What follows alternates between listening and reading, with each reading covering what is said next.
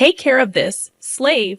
John chuckled smugly, further insulting me as he tossed his dress suit my way. The suit struck me, causing water to spill. Ah, wipe it up, will you, and bring me another glass of water. Drunk as he was, or perhaps because of it, John's true feelings became apparent. In his eyes, I was nothing more than a slave. I threw the dress suit into the laundry bag with all my might, only to notice something sticking out of the suit pocket. Unfolding the crinkly, tightly folded paper, he had instructed me to take care of it, and so I intended to do just that. Beyond wondering why such a thing existed, I felt as if this was my ticket to freedom, an escape from all the irritation and dissatisfaction I experienced with John. I rushed out of the house and promptly submitted the divorce notice to the office. My name is Vanessa Owen, currently 50 years old with 2 children, Nicole, my firstborn, followed by my son Matt. From the beginning of my relationship with John, I never got along with his parents. Despite their disapproval, I loved John and believed we could be happy together. We eloped, defying my parents' objections, and started living in a small apartment. However, John was perpetually unhappy about our elopement-style marriage, nagging about leaving my parents for this marriage. There was a good reason for our rushed marriage.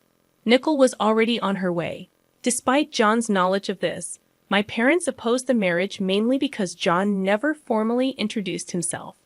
However, I don't intend to blame John entirely, acknowledging my faults. I've never liked his parents, who constantly criticized me. Right now, with a child on the way, we should focus on the future rather than dwelling on the past.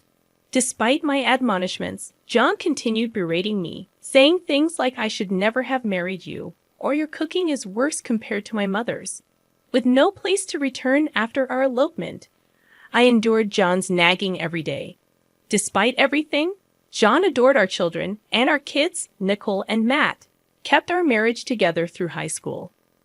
When Jan was promoted to department head and brought colleagues home, including a male subordinate named Rob and a female subordinate named Jenna Manning, our marital relationship deteriorated.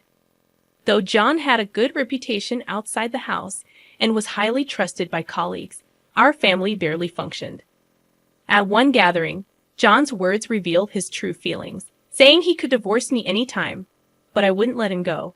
This admission, disguised as a joke, made me realize the depth of his dissatisfaction. Despite his words, John's subordinates praised our supposed good relationship, while John laughed, intoxicated, insulting, and bragging until he passed out. His subordinates helped with the cleanup. As we cleaned up in a friendly atmosphere, Jenna spoke up, revealing that the director actually praised me at work. Unbelievable! I laughed, and Gina chimed in, it's true. He always says his family gets along well. The president admires that too. The president values family in that regard. The director is always praising his family, so the president tells everyone else to learn from him. That kind of joke earlier only works if there's a good relationship, right? Gina, seeming a bit tipsy, happily chatted away about John's behavior at work. If that's true, that's good, I repeated, forcing a smile. I muttered under my breath. Trust was long gone between us. I quickly realized that John was just saying those things to make himself look good. I've heard that good liars mix a bit of truth in their lies. Jan was probably deceiving his colleagues in the same way. I didn't know if it was his nature or a calculated move. But this made me truly despise Jan. I disliked how he shamelessly used the family as a facade. However, our children were still students, and I wanted them to go to college. As John said, think of the children. I couldn't divorce him. However, Jan had never brought up divorce either. We were just living life without making waves. In this life, our children grew up honest and cheerful. Nicole graduated from a local university and joined a nearby company. 3 years later, Matt, who had left home for university, also found a job locally and decided to return home. I was genuinely happy that the children were coming back, and when both became working adults, it felt like a weight was lifted off my shoulders. Then another happy event occurred. Mom, I'm thinking of getting married, Nicole, in her 3rd year of working, told me. Her partner was a senior at her company, Chris Adams, a fine young man who had spent his childhood overseas. He seemed very intelligent. John was happy about the marriage too, and Nickel quickly started preparing for it. The wedding was to be a casual garden wedding. Usually, I'd wear a formal dress, and Jan would wear a morning suit. Still, guests were told to dress casually, so it was decided that I would wear a simple dress, and John would be fine in his existing suit. Despite everything, I wanted to honor Nickel's special day, so I carefully chose a dress. I thought about getting a new suit for Jan, but he insisted that the one he already had was fine. Reluctantly, I brushed and mended John's suit, looking forward to the wedding. On the wedding day, blessed with good weather, the ceremony began, surrounded by beautiful greenery and flowers. Rob and Gina, John's colleagues who had always been kind to Nickel and Matt, attended the wedding, and I thanked them for coming. At the reception, a stand-up party, I spent a happy time greeting Nickel's friends and colleagues. Jan seemed to be enjoying himself, but perhaps getting too drunk, he started commanding, "Hey, Vanessa, get me a drink." Waiters were walking around the venue, and it was embarrassing that he had to call out to me, who was far away, instead of just looking around. "Mrs. Owen, I'll go for you." Rob and Gina supported me, entertaining John, especially Gina, who stayed by John's side like a wife. I felt uneasy about it but was busy greeting other guests, so I left John to them. It was a beautiful ceremony, and the wedding ended successfully. Gina took care of a heavily drunk Jan until the end when the taxi arrived. She said, "John, your taxi is here," and helped him into the car. I also got into the taxi and spoke to her. "Thank you, Gina. Take care." "No, thank you. Looks like it's going to be a long night. Take care." I took her words as a reference to the drunk John and laughed. However, her gaze was not on John but me. I felt strange again, but I said goodbye and returned home with Jan. Nickel and Matt went to the after-party. Leaving just the two of us in the taxi, Jan seemed a bit more cheerful after a nap. When we got home, he walked in on his own. Usually, we didn't talk much, but Jan, more drunk than usual, couldn't stop talking. Finally, the kids are off our hands. I was worried about Nickel's turning out like you, but I'm glad she got married. He belittled me as usual. John lay on the sofa. "Vanessa, water," and then he arrogantly ordered me around. I sighed inwardly and went to get in water. "Here's your water. Take off the suit if you're going to sleep. It'll get wrinkled." I said that and put the water on the table. John, getting up, said as he undressed, "You're really useful. You do everything." "I can't believe you'd speak that way, even if you're drunk." "Hey, slave, take care of this." John chuckled smugly, throwing his dress suit at me. The suit hit me, causing water to spill.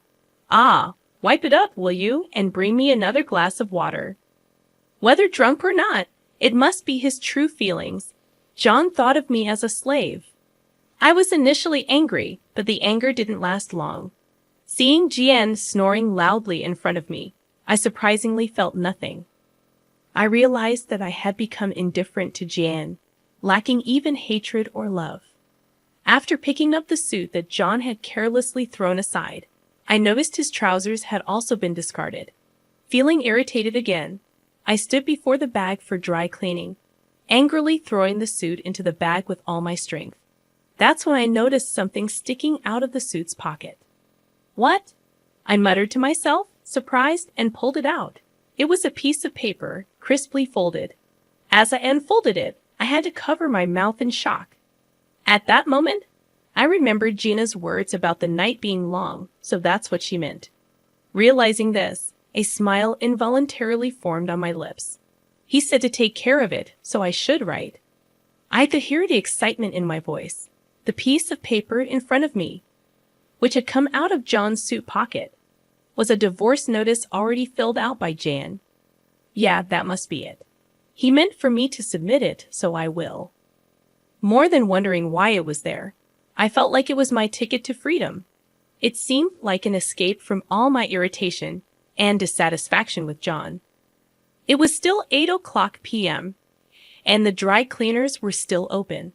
I grabbed the dry cleaning and the divorce notice, rushing out of the house. After dropping off the suit at the cleaners, I headed straight to the government office. Please take this. I went to the 24-hour service desk and, with a smile, handed over the hastily completed divorce notice. Then I hurriedly packed my things, taking only what I needed. I left the house with John still snoring loudly. For the time being, I decided to stay at a hotel, soaking in a large bath and sleeping in a comfortable bed until morning. However, the next morning, my phone had several missed calls, all from John. It surprised me that my number was still in John's phone. Yes, where are you? Just as I was thinking about it, another call came in. Reluctantly, I answered, and John's panicked voice came through. He must have been surprised to wake up and find me gone. After all, the spilled water is still there, a clear sign of something amiss. Where are you? Just as I was about to respond, John continued, We came home together, didn't we? The water is still spilled, and your clothes are gone. What's going on? From his words, it was clear he didn't remember what he had said the previous day. I sighed and said, You told me to send the suit to the cleaners, right? Well, there was a completed divorce notice in it. I thought that meant I should submit it, so I did. John erupted on the other end of the phone, yelling, What? How dare you do something so reckless? Do you realize what you've done? I was surprised by his reaction, but no matter how angry John got on the phone, it didn't bother me. You're so loud this early in the morning. I'm about to have breakfast at the buffet. Bye. Probably there was nothing to eat at home since I'd always prepared breakfast every morning. There was neither bread nor cereal stocked up. Nickel was likely at the hotel given as a wedding gift, and Matt wouldn't wake up until afternoon, having probably stayed out late drinking. John must be panicking alone in a house without food. With that thought, I savored my delicious breakfast. After breakfast, I immediately went to look for an apartment at a real estate agency. I didn't have the luxury of choice. I urgently needed to find a new place to live, but thankfully, I stumbled upon an apartment just a few blocks down from Nickel's new place. Moreover, the real estate agency was hiring part-time staff. I found both a home and a job that day and felt immensely grateful to the company. On my way back to the hotel, I received a call from Matt. Mom, where are you? Dad's making a fuss. I had been ignoring calls from John, so he must have forced Matt to call me. Matt's voice still sounded sleepy. I've divorced your father. I'm leaving the house, so take care. What? What do you mean? Matt sounded surprised by my words. Anyway, I needed to explain everything properly to my children. I decided to call Nickel that day and explain everything at the house. Why'd you suddenly call me here? Nickel looked anxious, understandably so. Yesterday was the peak of happiness, but today she was called to the house for something serious. She must have known it wasn't just a casual conversation. I felt sorry for her, but my parenting days were over. Being a parent is forever, but I want to live as a person, not as anyone's slave. I shouldn't feel ashamed for this. Even though I thought this, I couldn't shake off the guilt towards my children. A sudden divorce? What do you mean divorce? Both of them questioned me simultaneously, and even John, taking advantage of the situation, joined in. That can't be true, right? Convince her.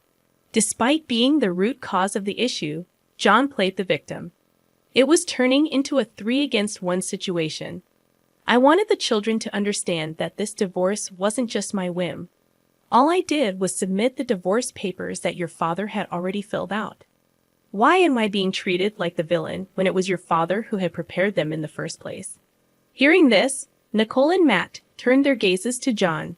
Caught off guard, John frantically searched for an excuse. A villain. Come on, that was just a joke, right? Who would actually submit that? A joke? Do you have any idea how much that joke has worn me down? Jen flinched at my loud voice. Nickel and Matt clammed up, exchanging looks. Besides, for a joke, it was too well prepared, don't you think? To me, it looked like something prepared to convince someone. John turned red and argued back, spitting out his words. His panicked state made the children realize something was amiss. I couldn't help but burst into laughter at John's behavior. No need to get so worked up. It's like you're admitting it's true. You set me up. You're the one who got angry at my deduction. Listening to our conversation, Nicole cautiously asked a question. What do you mean? I decided it was time to tell them everything. Well, you're not children anymore, so I have to tell you. Your father and Gina are having an affair. What are you talking about? John turned pale and stood up. Nicole and Matt looked shocked at first, but then directed looks of contempt at John. I found it strange. She used to call him director. But recently, it's been John, and her words about our happy family felt insincere. That can't be. While she said she'd invite us, it felt like she was mocking us. A woman's intuition is often right. John was sweating unnaturally, unable to make any excuses. His behavior only confirmed my suspicions. While it was a shock, it was more about betrayal than lost love, which allowed me to keep my composure. But what really kept me sane was my role as a mother. To think she was invited to the wedding. I'm sorry, Mom, Nicole started crying. Jan looked hurt by her words, but he had no right to feel hurt, and Nicole shouldn't feel responsible. I only became sure of it yesterday. It's not your fault, Nicole. I comforted Nicole. As I said this, Matt sighed deeply, giving John a sharp look. I knew Mom and Dad weren't close, but this is too much. John's voice trembled pitifully. I had no choice. She kept pressuring me for a divorce, and I had to invite her to Nicole's wedding to convince her. Even the divorce papers, you used me. Otherwise, she said she'd tell the president about the affair. Anger made my fists tremble. After our force, she wanted to become John's next wife and take my place as Nicole's mother. So she had to attend the wedding. That's why he reluctantly invited her, planning to initiate the divorce afterward, showing her the completed divorce notice as proof. I never intended to really divorce you, it's true. Sure, you never intended to let go of your slave, did you? What are you saying? I never thought of you that way, John desperately pleaded, but Matt interjected. But Dad, you always said it would be easy to marry a woman who obeyed everything like Mom does. What? You always belittled Mom but never divorced her because you thought it was convenient for you. I stood up. Is there any reason I should stay married to this man? Nicole and Matt shook their heads firmly. Mom, you deserve to be free. That's right. And you'll always be our mom, even if Dad becomes a stranger. Nicole wiped her tears and smiled through her sniffles. After that, we left the house. Matt, not wanting to stay with John, decided to move into my apartment. The divorce papers were already submitted. We still had to sort out the property division, but I was relieved to distance myself from John. A month later, one of John's subordinates, Rob, visited the real estate agency. When I started working here, huh? Aren't you Director Owen's wife, Rob? Thank you for coming to Nicole's wedding the other day. What brings you here today? Actually, I broke up with my girlfriend and thought about a fresh start.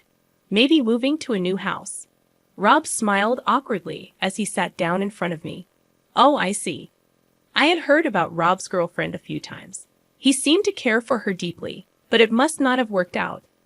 Wanting to cheer him up, I responded with a smile. We found a suitable place, but since it was lunchtime and the person in charge of viewings was out, we scheduled a viewing for another day. By the way, when did you start working here? Director didn't mention anything about it. No, really, we got divorced. What? But last week at the dinner with the president, John was talking about planning a family trip. Rob was shocked, and so was I. John was still spreading such nonsense. He would undoubtedly continue using the family to get closer to the president if I stayed silent. I decided to tell Rob the whole story. John and Gina. That's unbelievable. Rob turned pale. His reaction was oddly striking. He slowly opened his mouth. My girlfriend was Gina. Gina Manning. I gasped, not expecting that Rob and Gina had been dating. Rob muttered, I can't forgive them. I silently watched him. Mrs. Owen, I can't forgive the two of them. I'll inform the president. His determined gaze met my nod of agreement. I felt the same way. I refused to be manipulated by John any longer. Rob left the shop, saying he'd come back for the viewing another time. He had my contact information from Nicole's wedding. I was sure he would contact me eventually. That day after work, as I was heading home, Rob contacted me immediately. "Mrs. Owen," I told the president. His voice was much more energetic than the time we met, made me smile. The president was furious. Betraying his family and having an affair with a subordinate. Both of them will be dealt with. Really? That's great. Now we won't be used by them anymore. Those two deceived everyone, the family, the staff, even the president. They were called into the president's office right after I left. Imagining the scene, I couldn't help but smile. Even though they were no longer a part of my life, I couldn't accept them getting away scot-free. Thank you, Rob. You will surely find happiness. I sent this to Rob, feeling like it was something I also wanted to hear. Eventually, Jan and Gina's affairs spread throughout the company, especially John, who had always boasted about his happy family life, turned out to be a scoundrel who preyed on a subordinate. He was demoted 3 ranks from director to an ordinary employee. At home, he had no family waiting for him. For a man over 50, it would be interesting to see how he would live from now on. Gina resigned, probably due to the scrutiny. She was about 35 years old, a pitiful woman unemployed in her mid-30s after meddling with a married man. Their relationship also ended. Such an unhealthy affair was never going to last. Gina had pleaded with Rob, but he firmly rejected her. Feeling relieved, his reaction made me feel relieved too. Afterward, I continued to live peacefully with Matt in our apartment. 2 years later, Matt told me he was getting married. Just when I thought I'd be alone, he said, "Mom, let's live together now. I'm looking forward to the birth of my grandchild." Living with Matt and his wife, Nicole, is also doing well as a mother of one. The fact our family keeps growing brings me joy. I reached out to my elderly parents whom I hadn't spoken to in a while, told them about the divorce. They said, "Bring the kids over sometime." And I felt endlessly sorry and grateful to them. I plan to make up for my past mistakes by being filial to my parents and continue to be a reliable mother, always there to help my children.